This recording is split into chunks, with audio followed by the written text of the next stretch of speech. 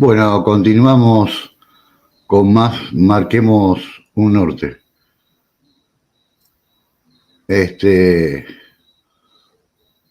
Bueno, regresen la tríada, a ver, que están en pausa. Bueno, lo primero que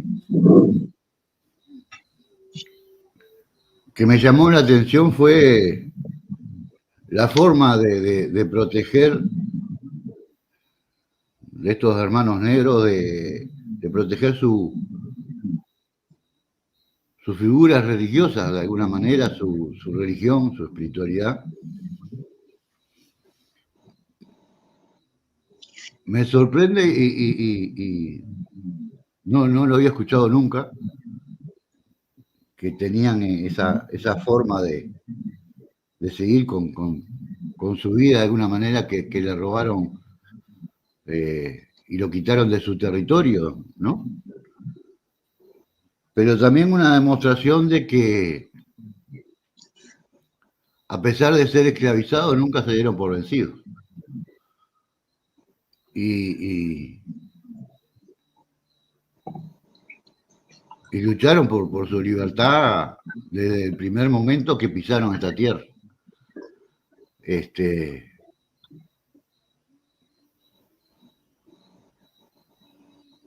Y eso realmente da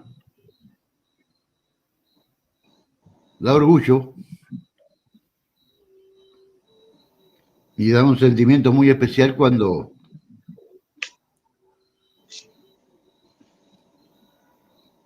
los negros y los originarios de estas tierras, los indígenas, tienen tanto en común en la historia, y ese compartir de los pueblos indígenas con los negros de las plantas medicinales del lugar, ya que ellos fueron negados de su territorio y evidentemente por lugar geográfico, por clima, por el cambio, no se iban a encontrar con muchas de esas plantas que ellos utilizaban en sus tierras, en su territorio. Y eso me satisface mucho y repito, me enorgullece esa lucha continua por la libertad y por sus derechos. Gracias por lo puesto, Néstor.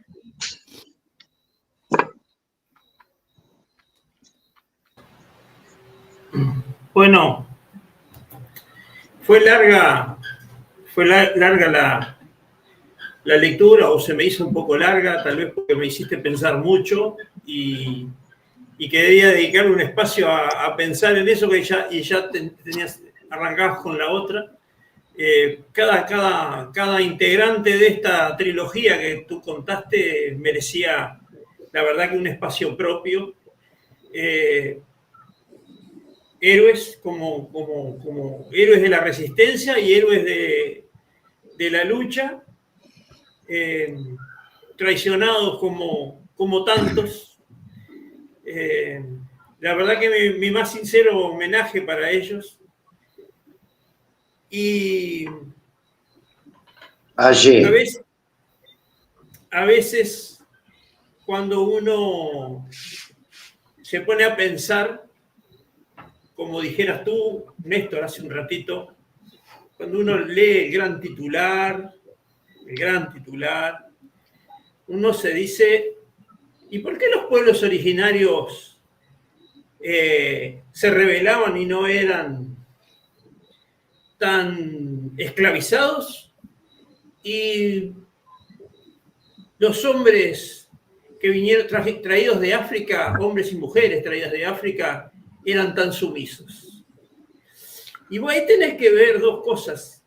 Sí, lo eran, pero lo eran porque el desconocimiento del territorio a veces, y el llegar a un lugar donde ya está la esclavitud, ya estás oprimido, gente de tu propia, por lo menos parecido a tu color, tal vez de otra etnia, pero con tu mismo color de piel, se acomoda, te traiciona por conseguir un puestito o por conseguir una mejor cama, eso hace que parezca en el gran titular una cuestión de docilidad, que no era así. El problema era que los que vinieron de otra tierra son una cosa y los hijos de la Villa Yala son otra. Los hijos de la Villa Yala son los que nacieron acá. Los que hoy se dicen afros, y para mí son de la Villa Yala. Hijos, sí, con ancestría africana, y que ojalá, los vuelvo a repetir porque capaz que soy muy porfiado, un día digan, somos de acá, y no miren por el balcón del océano Atlántico hacia África, viendo lo que hacen en África y se sientan como acá. Y no es que no se sientan, hacen un espejo, que es lo que a mí a veces me duele un poco porque olvidan cosas de acá pensando más de allá. Pero eso es mi parecer, ¿no? También yo en algunos lugares leo los titulares. En cambio, los pueblos de acá, que a veces también se engañan y miran espejitos de colores y miran a la Europa, estaban acá, estaban en sus tierras. Si no eran rebeldes acá, ¿dónde iban a ser rebeldes? Si le estaban robando su propia tierra, ¿dónde iban a ser rebeldes? Entonces ahí hay un parecer.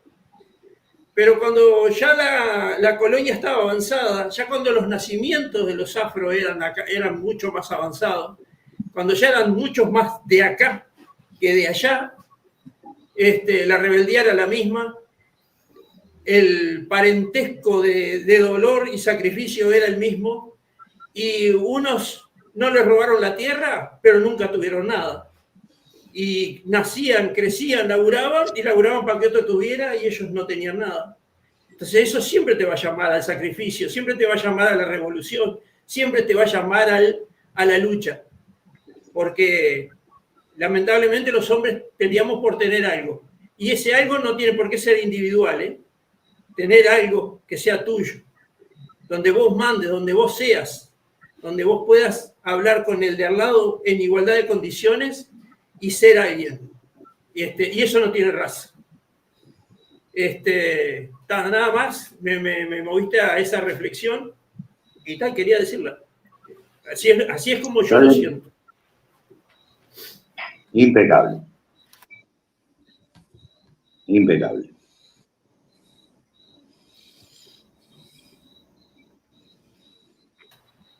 Yo creo que la mirada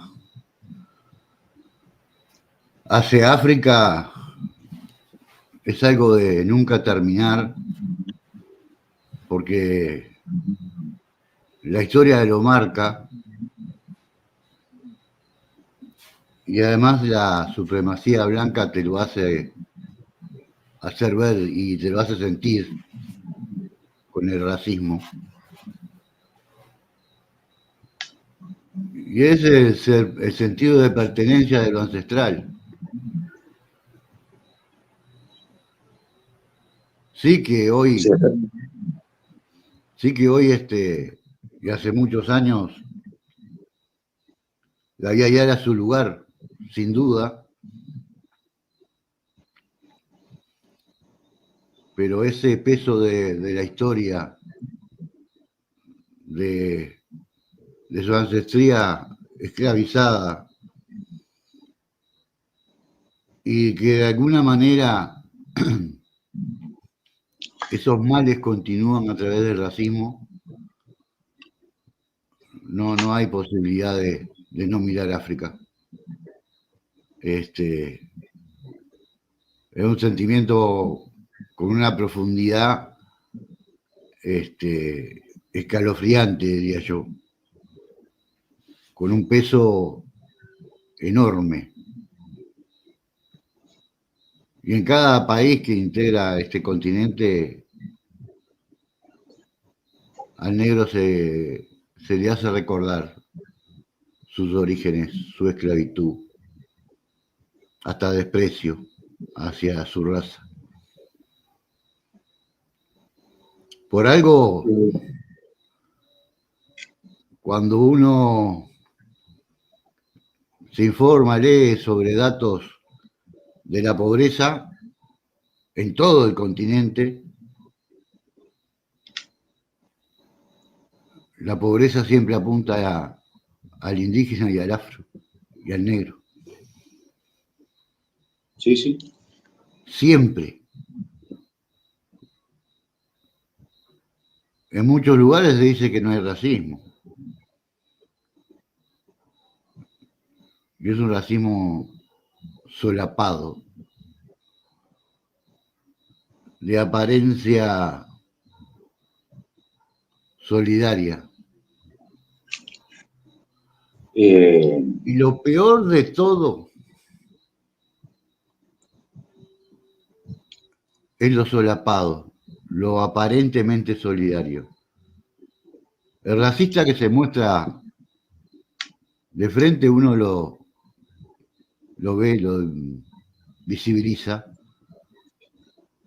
pero ese racismo solapado es el que hace el gran mal a la convivencia entre seres humanos y que realmente estas actitudes se dan a diario, que a veces la solapa es el humor. Bueno, yo les digo que los sentimientos profundos y lo que uno piensa, muchas veces se dicen en broma. Y esas bromas se repiten y continúan. ¿Verdad? Y uno dice, está jodiendo, es humor. No, no, porque la otra persona de alguna manera muestra sus frustraciones solapando ese racismo. Y en el racismo como en todos los temas. Cuando siempre el comentario es violento, descalificador, no es broma. Es la demostración de alguien que está en deuda consigo mismo, que no se siente identificado con nada, que está perdido entre sombras y oscuridad. Entonces, ojo con el humor cuando se hablan de cosas tan importantes como la libertad de todo un grupo humano enorme que ha brindado y compartido su cultura, sus costumbres. Y Daniel bien lo sabe, que fue parte de varias comparsas y compartió con nuestros hermanos negros su cultura, su música.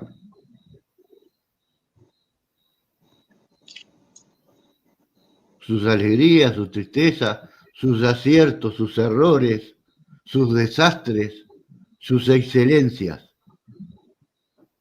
Igual que todos. Todos tenemos todo eso.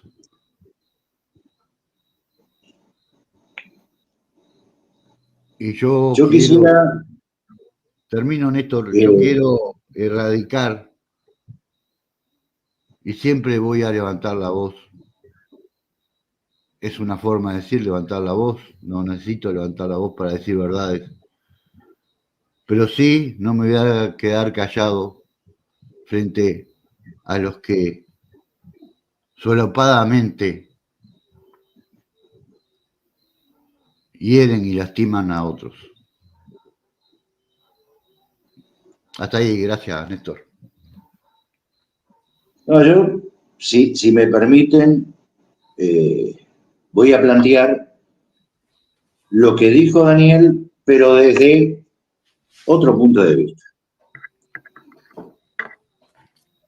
Hubo durante la dictadura, o durante la dicta blanda, como me tocó a mí, muchísima gente que tuvo que salir del Uruguay por razones políticas,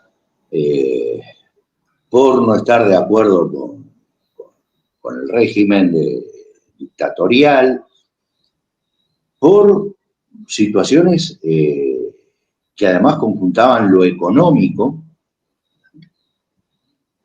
y hubo una diáspora uruguaya que se fue a muchísimos lados, ¿no?, del mundo, y que llegaron grandes colonias, Australia, Canadá, Venezuela, por ejemplo, Argentina. Pero Argentina tiene muchísimo de lo que tenemos nosotros. Sin embargo, en otros lugares, los uruguayos hacen lo posible por conseguir, o hacíamos lo posible, por conseguir yerba mate y poder tomar unos mates. En el caso de Venezuela, que es con el que puedo hablar con mayor propiedad, porque estuve 10 años allá y vinculado, además, con la colonia uruguaya. Siendo Venezuela un país muy cosmopolita, o sea, ha recibido gente de muchísimos lados. De 26 millones de venezolanos, o sea, de habitantes de Venezuela que habían en aquella época, se calculaban de que 3 millones solamente eran colombianos. Y te encontrabas con gente ecuatoriana, con peruanos, con bolivianos, con argentinos, algún paraguayo, chilenos. Y la única migración que tenía un centro, una casa cultural, ¿tá?, deportiva, artística, etcétera, en Caracas, la única era la uruguaya, que era la más chica de todas. Y ahí se jugaba al fútbol, se jugaba al truco, se tomaba mate, había un grupo de candombe, un grupo de murga.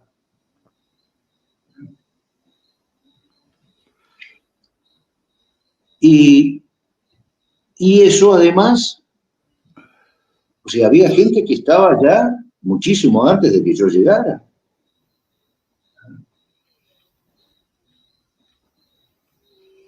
Y tenían hijos.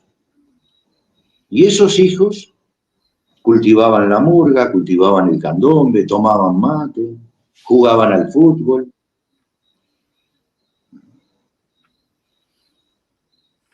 Y está mal el tratar de conservar esas raíces. Yo creo que no. Yo creo que no está mal. Y muchos que hablaban, eran uruguayos, iban al centro uruguayo venezolano, que hablaban como venezolanos. A mí nunca me salió. O sea, son venezolanos, ciudadanos venezolanos, votan, etc. A mí cuando me ofrecieron hacerme venezolano, yo les dije, ¿no?, o sea, yo ya juré la bandera de mi patria, no voy a jurar otra bandera. Pero era mi posición.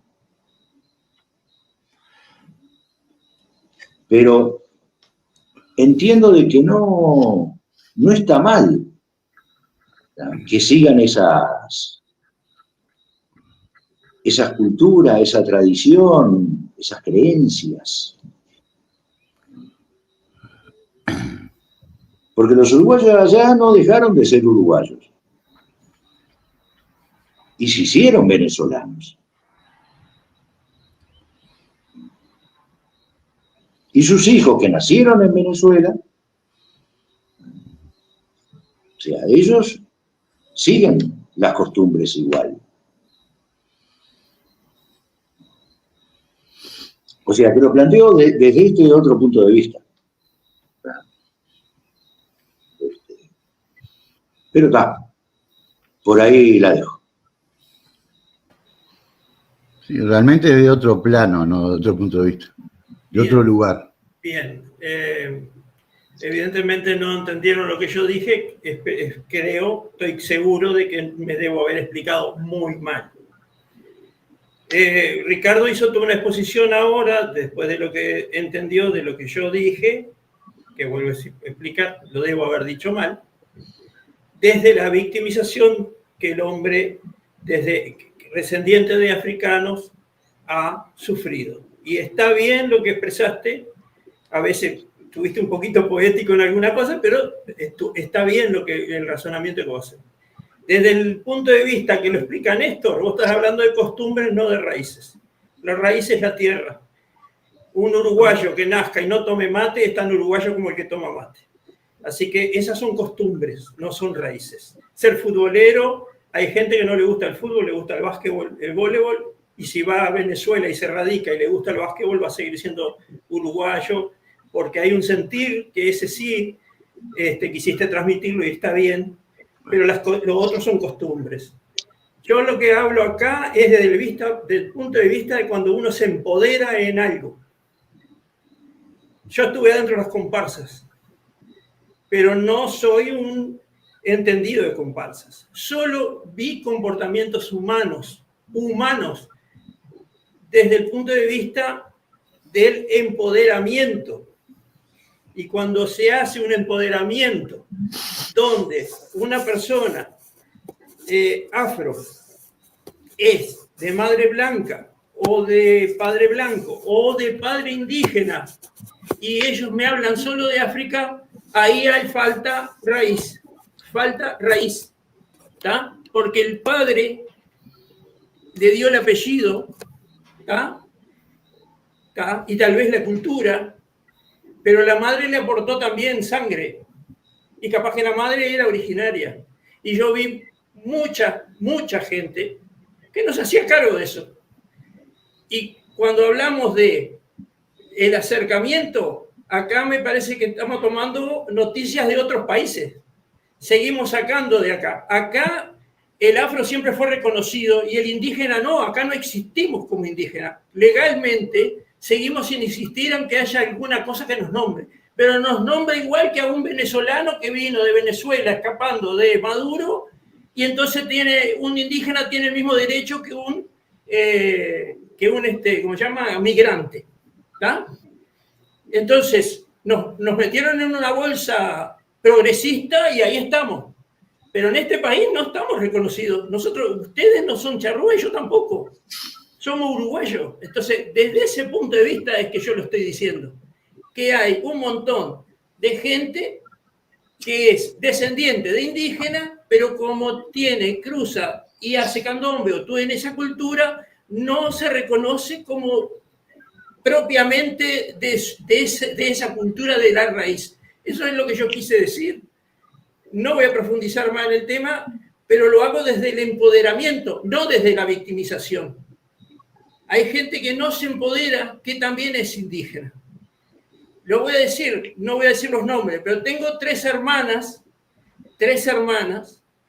Las tres hermanas las amo, las adoro. He charlado con las tres. Una de ellas fue la que me enseñó a bailar, ¿tá? Hizo un milagro conmigo. Ella y una de sus hermanas son afro. Y no le hables de otra cosa, son solo afro. Y la otra hermana vino un día, me trajo una foto y me dijo, esta es mi abuela.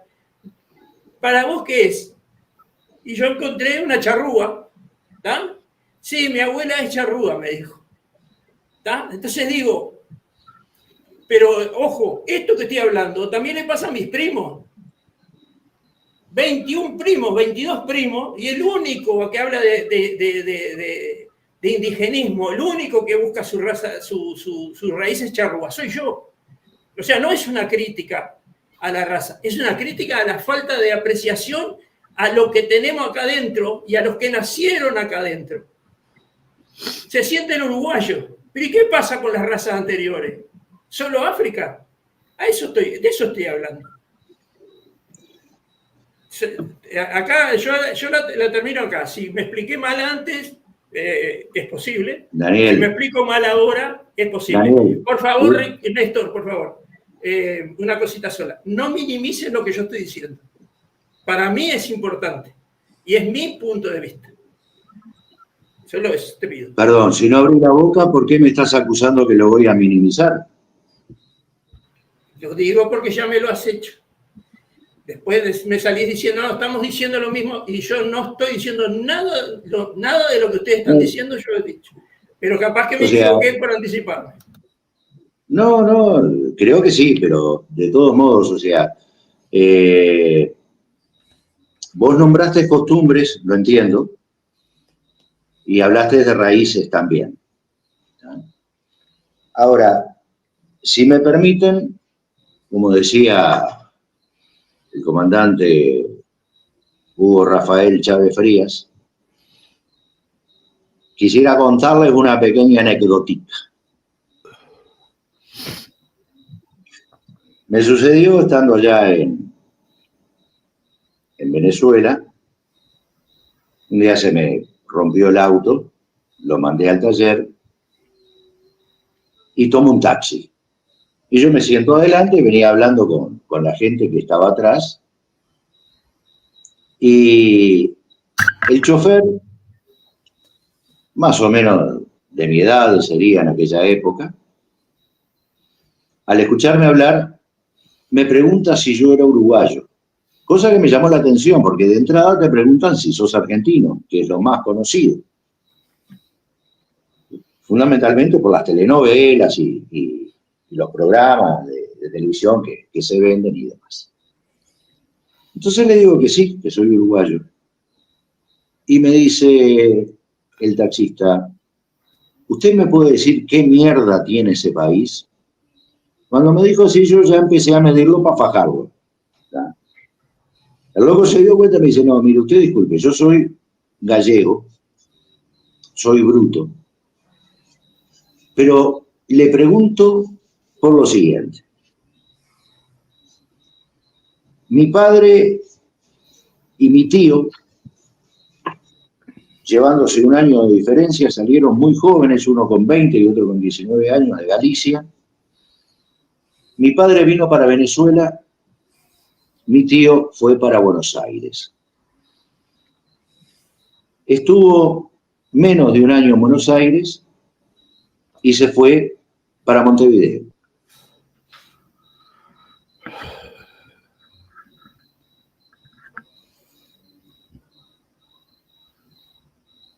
Néstor, otra vez el sonido.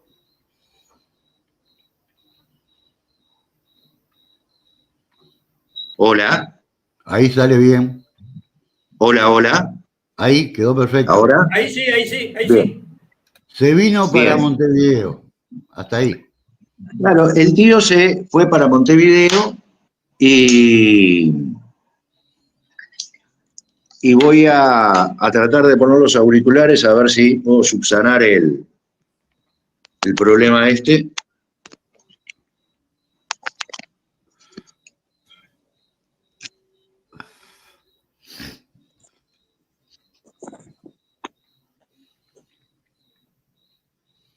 Hola, ¿me escuchan ahora?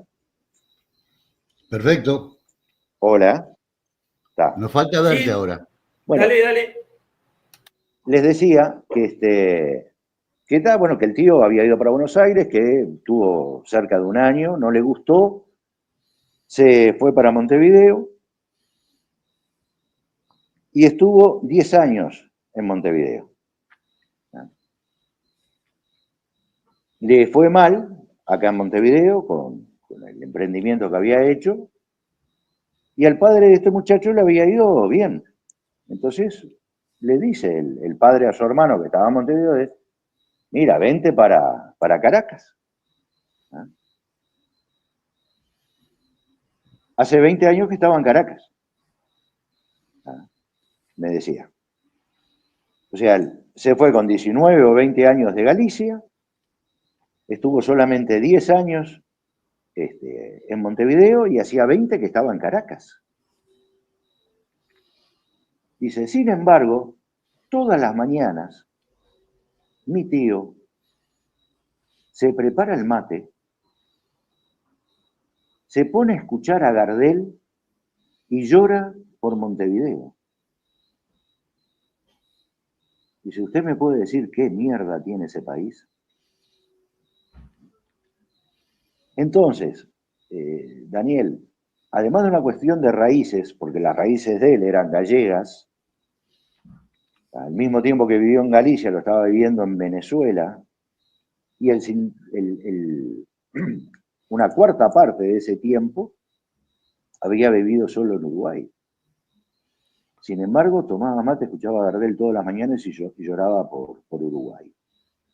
Entonces creo que además de una cuestión de costumbre, una cuestión de raíces, también hay una cuestión de sentimiento. ¿Qué es lo que vos te sentís o cómo te sentís en un lugar? Y eso puede marcar una diferencia.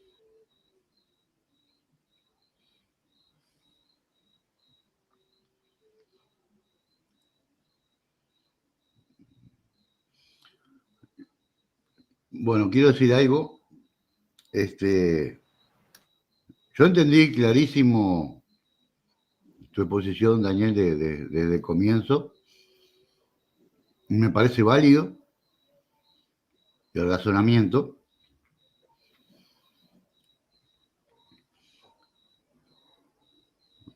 Pero yo además de eso veo otras cosas en ese empoderamiento.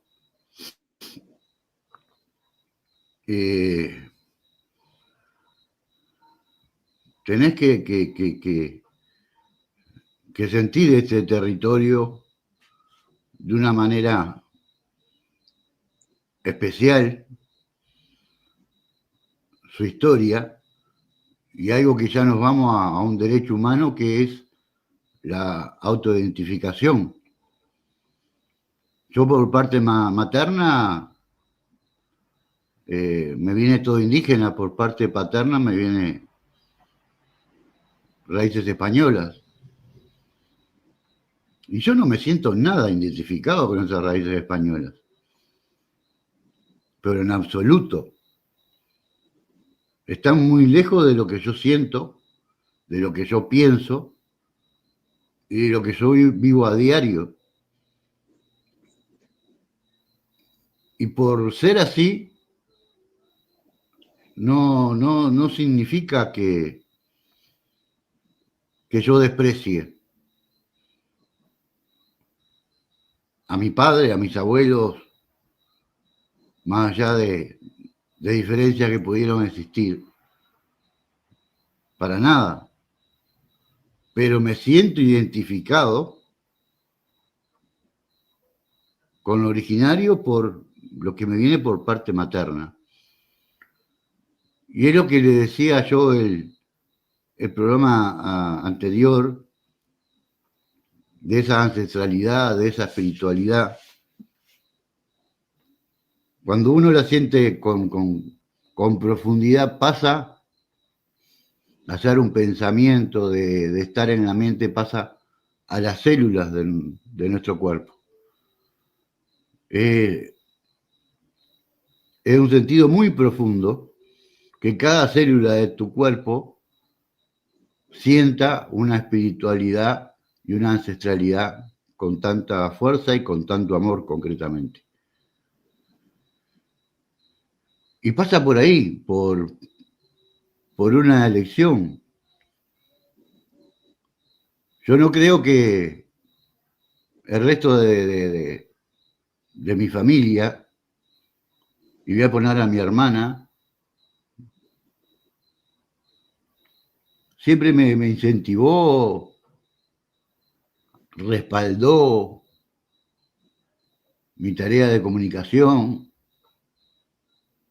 pero ella nunca fue parte del tema indígena.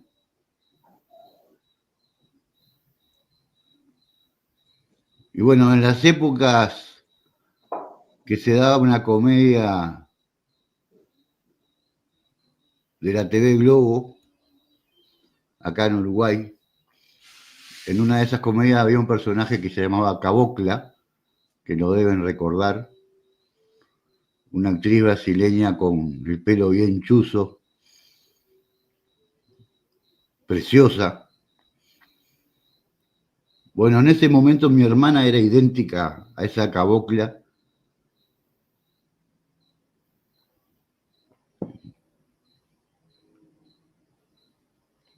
Y no tenga duda que mi hermana es una de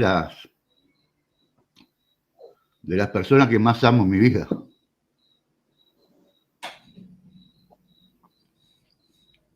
Que hemos compartido de las buenas y de las malas, de las muy difíciles, y siempre juntos.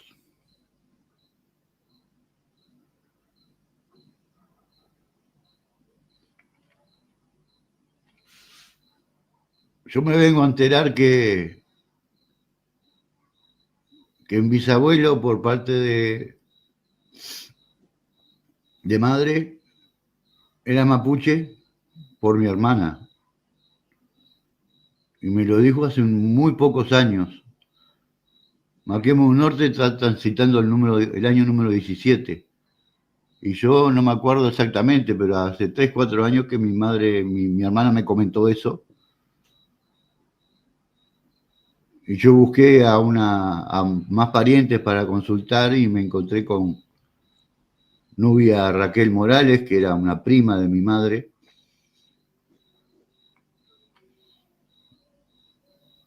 Y yo la invité, hice una grabación sobre esa historia que compartimos contigo, Daniel, en el programa, de esa bisabuela charrúa y ese bisabuelo mapuche. Y es algo que a veces no tiene explicación porque es un sentimiento profundo. ¿Y cómo no te vas a empoderar de ese sentimiento tan profundo? Pero no todos nos manejamos iguales y sentimos de la misma manera. Y yo a mi hermana la voy a adorar toda mi vida. Más allá de que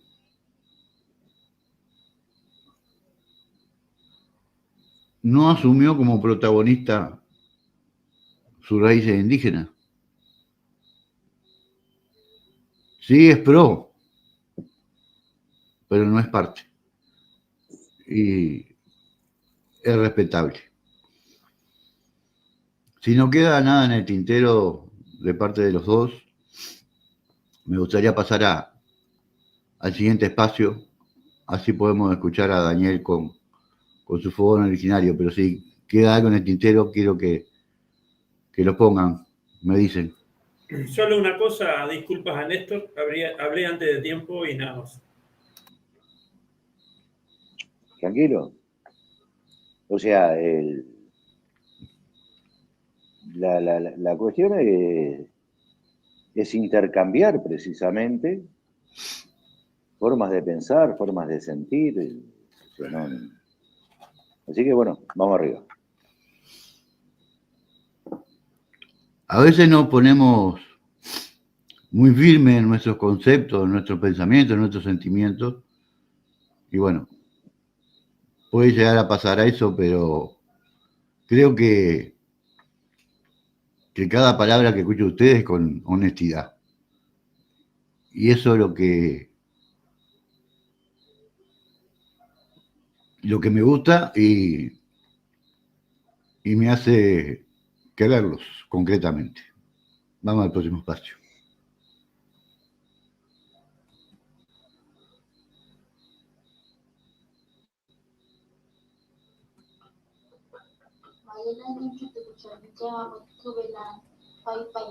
Mi nombre es Diana Morales del pueblo Mizá. Un saludo desde el territorio.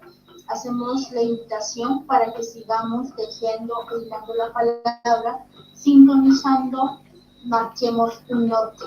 Soy Andrés Yaguareté de la comunidad charrúa, Tahuarverá, del Conacha, y os invito a escuchar Marquemos un Norte. Hola, un saludo cordial desde la comunidad de Corazón Actividad. Mi nombre es Henry Eduardo Funobalá. Los invito a escuchar Marquemos un Norte. Soy Mónica Michelena del pueblo Charrúa, pertenezco a la comunidad Charrúa Bascuadén Chalá del Consejo de la Nación Charrúa Conacha de Uruguay. Y los invito a que sigan escuchando Marquemos un Norte.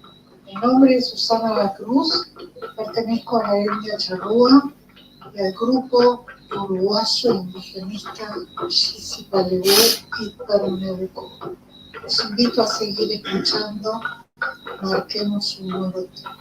La Nación Charrúa Boana, comunidad de Tour de Salto, Uruguay, invita a todos los hermanos de la Mediana para escuchar este hermoso programa Marquemos un Norte.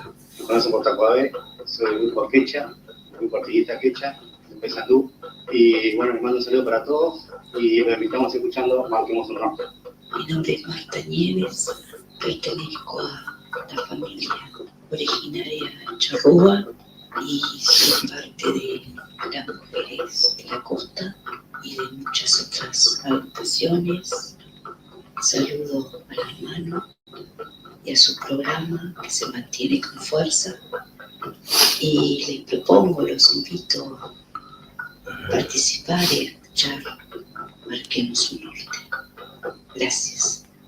Que humanarice. Soy Silvina Nieva, Alvar, Masuno, de la etnia afroindígena Sound, del grupo Ecos Africanos Afroindígenas del Uruguay.